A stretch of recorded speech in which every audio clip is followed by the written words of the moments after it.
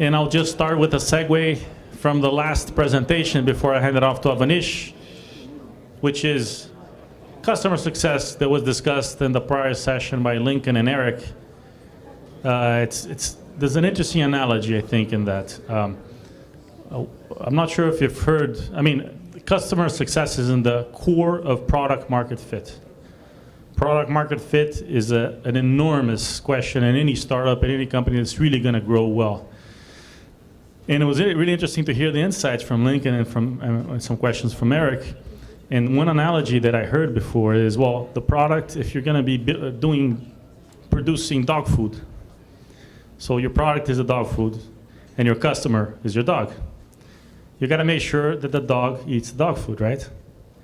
But what is an analogy of a good product market fit? Is the dog devouring the food. And that's really it, is a client that devours your product. They can't live without it. Unfortunately, there's even comparisons with software and drugs, because it's true. Customers, they really use it. They will not let go. Their whole business start depending on it. So I think there's an interesting insight into how important that question is. Now we're going to turn most of the afternoon into getting the customers in the first place. And for those of you who participated in last year's, or actually 2 years ago, the event that we had, we actually broke it down in a different way. We spoke about outbound sales, inbound sales, channel sales, etc. This year, we're going to talk a little bit more about what's become coined as the sales machine. And there's two types of sales machine, obviously. There's the low touch and the high touch. And just one quick analogy going back to the customer success point is, in the very low touch, today with SaaS solutions, you can even have products that kind of sell themselves. Everybody has probably heard of Slack and some other products where you don't have a sales department. Your customer success is really what drives business. We have in our portfolio, we have one company, the one that's actually in Silicon Valley, that's just actually moved to that model. So it's an interesting evolution of business where products actually sell themselves, but at the very other end of the scale, and actually I think it's most of companies here, you need salespeople. To some extent also because you're evangelizing. You're trying to teach them what's possible. You're not always substituting what's already done, but actually you're saying you can do something different than you've ever done. Resultados Digitais is a good example because it's a sales productivity tool that most companies didn't use before. But anyways, most of the other solutions that sell into the enterprise, they still need to, there's a lot to learn from best practices in outbound enterprise software sales. So without more ado, it's a pleasure to have Avanish here to speak with us about that topic. So thank you, Avanish. Thank you, Patrick. I'm too short, I have to be up here. So of course, lunchtime, and I'm the presenter after lunch. And hopefully everybody had a lot of coffee. So as I mentioned earlier, I am the SVP of Channels and Alliances at Inside Sales. But what I'm going to do today is really, Patrick asked me some time back, about 4 months back, said, hey, put this on the calendar, come down and meet some Brazilian entrepreneurs. And for me, this is a passion, right? I've been in Silicon Valley about 25 years. I've seen it go through booms and busts and everything in between. And the energy I see here, the level of engagement, the level of probably breadth of ideas that I've had in the last few times I've come down is just fantastic. So this is just, it's a source of pride to see this type of engagement and movement coming to Brazil. So the topic is, how do you build a high-touch sales machine or sales team? I only have a few slides. I'm going to tell a couple of stories, and I'd really like to make this more interactive. So really, it's what does it take to build a winning SaaS business? And by background, I've been in a number of startups. I've been in Salesforce.com, and all of them we've always sold to enterprise. So my background is B2B enterprise in analytics, in CRM, in platform, and now in AI or machine learning. And across all those, there's some things that we always look for. Oop. So I'm going to tell you the tale of two companies. And one of the metrics that I think the VCs in the room will recognize is, what does it take to get your first $1 million deal or first million reais deal, right? When does that happen? So let me give you two different stories, and then I'll tell you who these are. So year zero of hiring high-touch sales leaders, okay, so let's see if I can get this. Oop. Year zero for two different companies. And I'll show you company number one. So company number one closed its first $1 million deal about 2.5 years after they hired their high-touch sales team, okay? 2.5 years. Then, okay, 5 years later, they closed their first $10 million deal. And these are ACV, okay, annual contracts, so SaaS. Then, about 10 years later, they closed the first $100 million deal, okay? So 10 years after hiring a high-touch sales team, and I'll tell you what I think that is in a minute, they had a $100 million deal, okay? Company two hired a sales team, closed the first $1 million deal in 6 months after that hiring of the sales team, okay? Not only that, closed $4 million deals in the first 6 months. So, any ideas who these companies might be? Nobody's seen the slide, so you wouldn't know. So, any ideas? Salesforce is blue. That is correct. Huh? That's not Slack. That's actually inside sales. So it's my company. What do we do? What do you think, what might be a correlation? What might be the data science behind that? When was Inside Sales founded? Good question. So Inside Sales was founded in 2004. Salesforce was founded in 1999. Year zero for Salesforce was actually 2001 when they hired the high-touch sales team. Year zero for Inside Sales was 2015. So for the first 11 years, Inside Sales only did mid-market and below. Never did high-touch. It was sell on the phone, set up an SDR team, do as much as you can on the phone, do very little with partners, do very little from implementation perspective, keep it all like the company's name, Inside Sales. But that changed about a year and a half ago. Okay? Any ideas what might be the correlation there? Nada. Wake up. Okay. Here's what happened. We brought into Inside Sales the core go-to-market team from Salesforce. The whole leadership team. Okay? This guy is my boss. He was Chief Customer Officer for Salesforce for 12 years. This guy, David Nitsky, one of my colleagues, built the enterprise business at Salesforce in the US. You know it, right?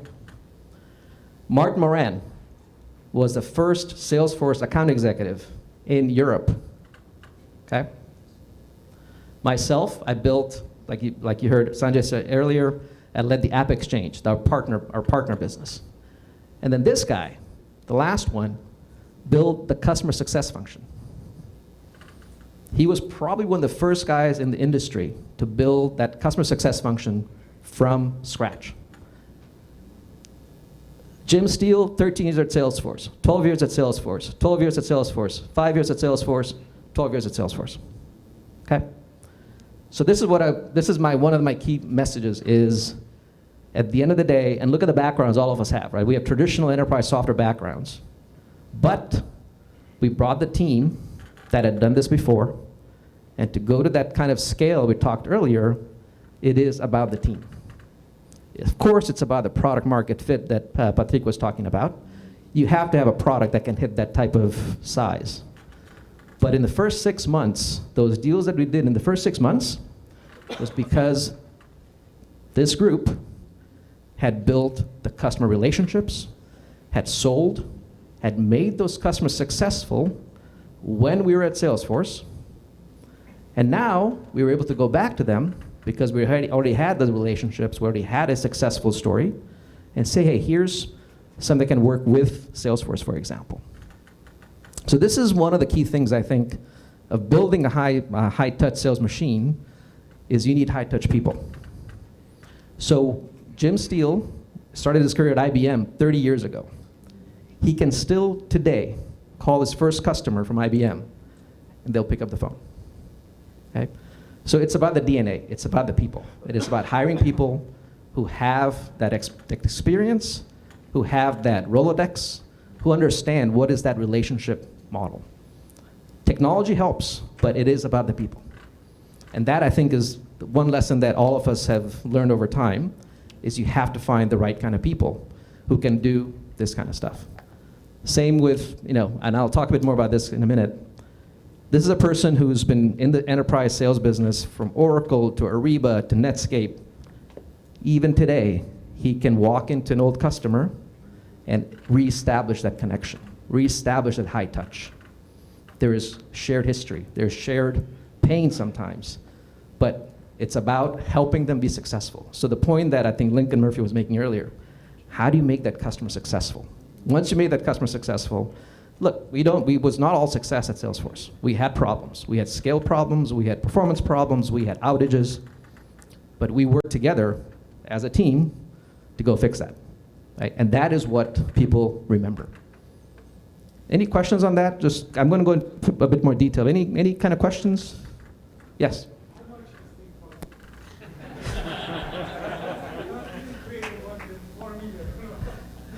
So the team costs a lot. But then you got to look at the ROI, right?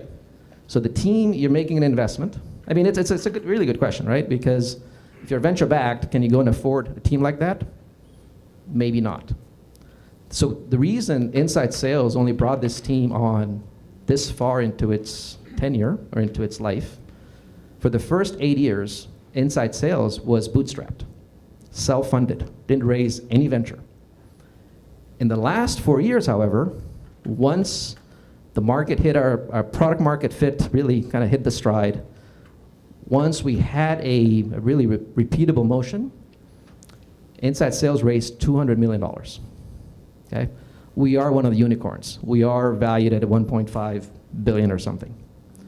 But there's a bit of a logic there that says, at that point, go hire this kind of team to help build into that valuation. So if you don't do that, then I'm not sure you can grow to that point. And there's some question. No. Anybody else? All right. So next few minutes, I'm just going to talk a bit about what's called the $5 billion playbook. And again, the numbers are big. But yes, of course. How did Mark Benioff take this exodus? He was pissed. He truly, this was a group that, so Salesforce is one of the biggest investors in our company, in inside sales. Even with that, this was not the kind of people you want to lose. So it could cause some tension. Salesforce is an investor, they're a customer, they're a partner, but we talked it through, and we also hired, you don't see it here, we had another 20 people below us. So we had we got some calls from Salesforce HR. So we stopped. So then we started hiring from Microsoft and Oracle. So let's talk a bit about the $5 billion playbook. So this is from the book Behind the Cloud. Anybody has read the Behind the Cloud by Mark? Okay, some of you. So this is basically a set of steps that allow companies to achieve that type of $1 million, $10 million, $100 million deal. Now I'll kind of walk you through it with some stories behind it, just to show that this actually can be repeatable, and the $1 million is just a number. You could do the same thing with 100,000 or 500,000 or whatever that number may be. First off, think big, have attitude. What does that mean? You need to come across as a very professional, large company. It's what one of the speakers earlier was talking about, hey, have an address that's in San Francisco. It makes you look bigger, right? Those kind of things actually matter.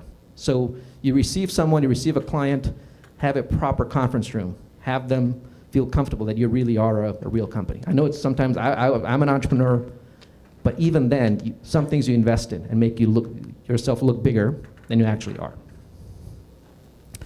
Second, no deal is won or lost alone. That is really important. We sometimes put pressure on our sales leader, on our sales account executive, go close a deal. Well, the deal really, especially those kind of deals, it's going to be a team effort. It's going to be salespeople, sales management, partners often are going to be part of that.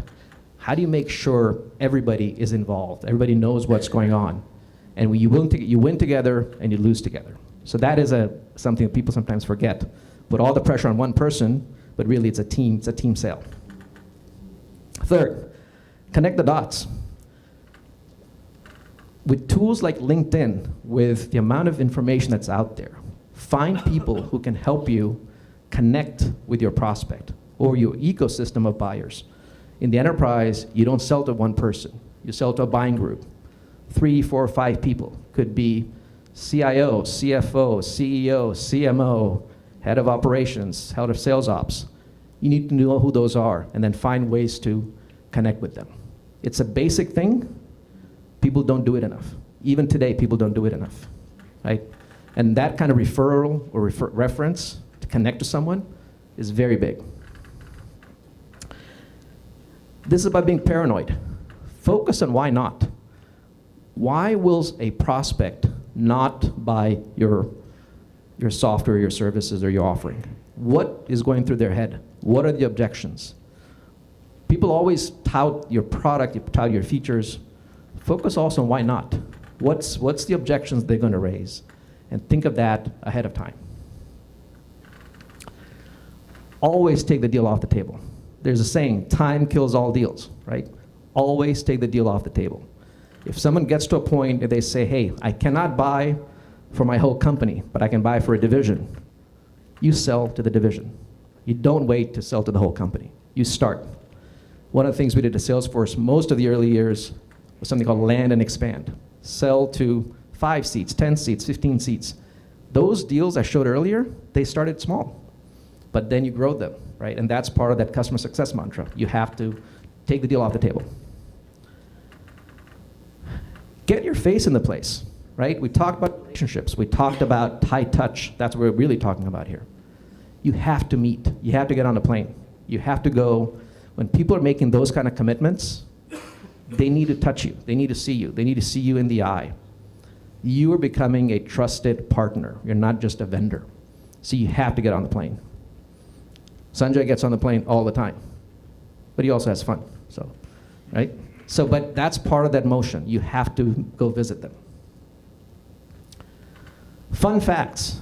That's a way of saying have data, have stories. Connect to those dots. Understand what's going on in their business. Our sales reps walk in with a set of either customer success stories from our own other customers with data, or they walk in with an understanding of that customer and what are some of the things they're going through. Use that as a way to kind of connect and build trust, build credibility, right? That's very important. Be proactive on all paperwork. Again, basic stuff, but all of a sudden something happens, customer's ready, now you say, well, I don't have a contract, I don't have the right contract, I need approvals. Think about that beforehand. You cannot, this Monday, I'll just tell the story, this Monday was the end of our quarter. We had a deal, well, actually was one additional 7-figure deal, $1 million deal. On Friday, it looked like it was not going to close. So we said, okay, fine, I'm not going to close. Over the weekend, the CIO of this customer emailed Dave Rudnitsky, the guy who actually created a lot of this, and said, hey, I found budget. Can we close by Monday? Guess what? We were ready. We closed Monday night, right? Friday, there was no deal. Monday is one more $1 million deal. True story. Always get quid pro quo. Everybody wants to negotiate something, right? They want a lower price, get them to do a press release. They want They want some additional functionality, get them to commit something in exchange, right? It is always a negotiation. And walk in knowing what those negotiation parameters could be. Is it product related? Is it marketing? Is it something else? Have a list of things that you're pre-approved as a salesperson or even a CEO that you think you can deliver on, right? That is part of the process. And often people don't do that. And they have to say, well, I have to go back and check. Well, if you'd done your homework, you would have something you could put on the table and say, I can extend the terms, or I can offer something in exchange if you do this or that, right? If you close by Monday, I can get you a month free. Well, that may make the difference. Share best practices. People operate in silos. Salespeople tend to operate in silos. Keep their stories to themselves.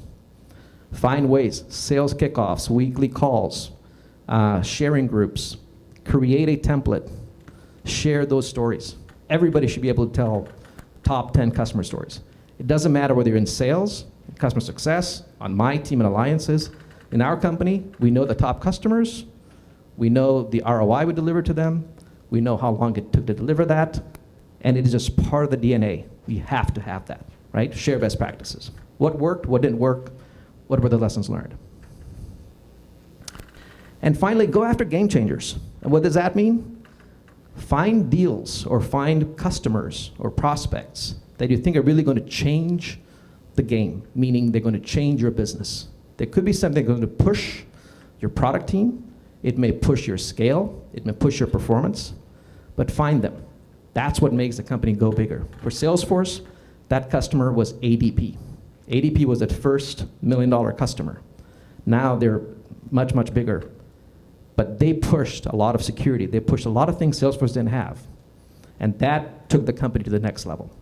But it took people like Dave and Jim to go find them and be willing to make some commitments and then come back to the organization and say, hey, we got the deal, now we got to go deliver. Okay? So 10, 11 things. It works. We put the same thing in place at Inside Sales. And in that previous chart, you saw the impact of that. With that, I think we wanted to have some more interaction, so I'll open it up to any kind of questions.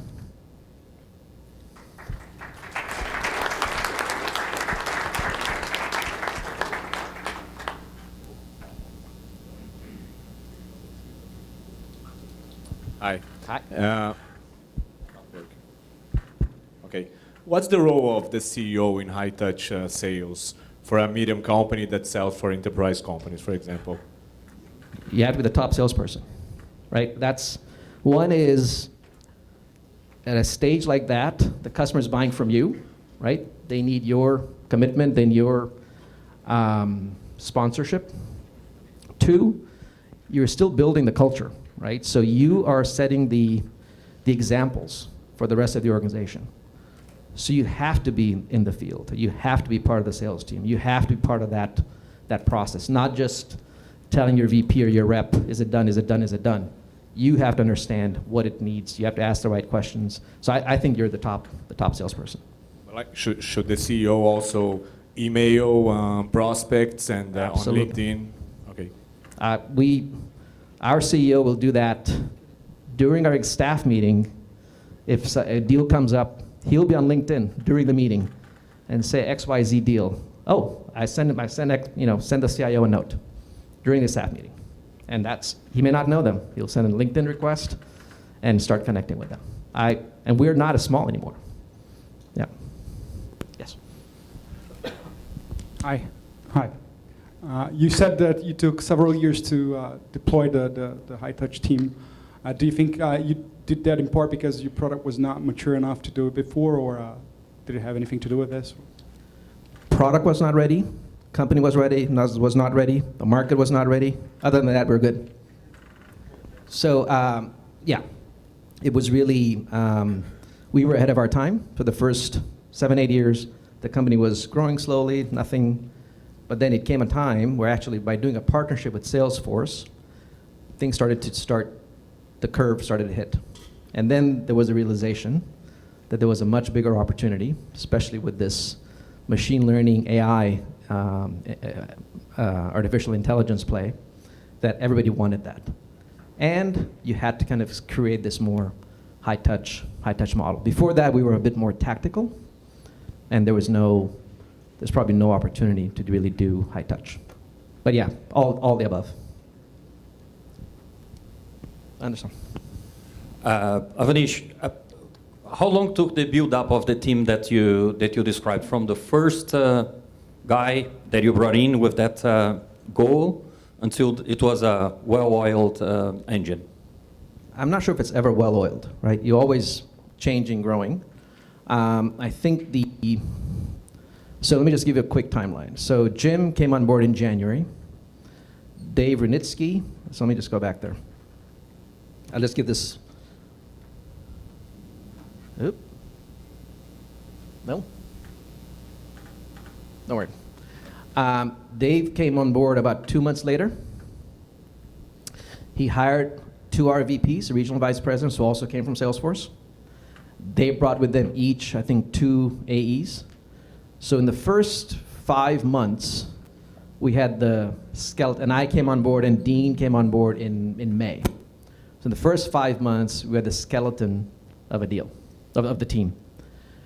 The first deal was actually from scratch to close 45 days. And that's because we knew the customer. We knew their pain. We knew that they were growing very fast, and they needed our technology. So it was a 45-day, $1 million deal. Thanks. Yeah. It is an investment, and it does require thinking big. If we didn't feel like we were ready, then we probably would not have hired. Now that team, the enterprise team, is about 30 people. And it's 4 regions, 4 RVPs, and about 20 account executives. All of them very experienced. Probably 17 of them came from Salesforce. I'll ask a question. Sorry. Go ahead. For this type of person, in average, how much time does it take until you are able to get his first evaluation performance to figure out if these guys performed or not in the company?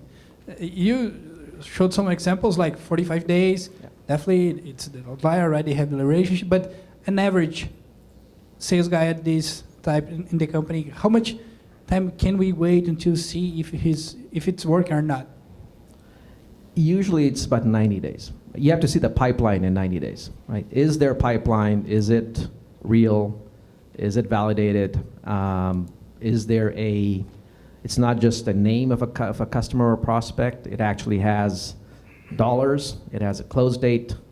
So within the first 90 days, and again, you also need to support that person with marketing and demand generation and content and all those things. But in the first 90 days, a good leader should be able to show some of that movement, right? At a VP level. An account executive is more like probably 120 to 180 days, right? They're going to be on a ramp. They're going to have to learn your product. They're going to learn your story. They will have the relationship, so they can get the meetings usually. But for them to really be able to sell, more like 120 to 180 days. It's an investment. And they're expensive, right? They're not cheap. So you have to be committed to that. Avanish, I'll ask a quick question, if that's okay. We've seen in a lot of the companies, one of the issues in Brazil is just talent scarcity as compared to Silicon Valley and other markets. And one of the solutions some companies adopt after maybe failing of trying to hire some IBM or some other types of salespeople is, let's try to develop salespeople, especially for SaaS solutions, because it's a slightly different process, from the inside. And sometimes the CEO will do that mentorship, will try to find outside advisors, et cetera. Do you have any suggestions, and maybe there's nothing there, but on how to find that young talent, specifically for sales in your experience? Have you found cases in your career where you've come across some flying stars, people that were young, out of college, but just flew and performed really well? Are there any nuggets you could share with us? Absolutely. And in fact, my session tomorrow at RD Summit is about a bit of that, right? Which is, how do you build a pipeline of sellers? You hire them young, put them into a SDR role, then grow into an AE role. One of the RVPs I mentioned we hired at Inside Sales started his career as an inside sales representative at Salesforce. So in about 14 years, he's gone from being a completely new out of school to now running one of our regions. So it can absolutely happen. What do you need? You need mentorship. You need a program that allows them to grow through different stages of that. But you need to surround them with people who can help coach, right? So them alone, I think it's a bit tough. But if you have the CEO or the head of sales and others who've done that before, and they take on that mentorship, absolutely. I think we have time for one more question. From a sales ops perspective, can you share a little bit about your toolkit? Things like account planning, strategic selling. What are the things that you're deploying with your team currently? Yeah, absolutely. So a lot of data. Believe it or not, when we came to Inside Sales, we did not even have Salesforce. So first and foremost was we put a CRM system in. Now everything is, first of all, Salesforce has become if it's not in Salesforce, it doesn't exist. And that is a mindset that you have to develop. Some CRM, it has to be structured. You have to have dashboards. We manage all our exec meetings, all our pipeline meetings, all our activities through dashboards inside Salesforce, right? So that's one. But then we also use Marketo for top of the funnel. We use a number of templates for account planning, territory planning. We review those as a broad team. Back to the point, you don't win or lose alone. I am part of those reviews. Why?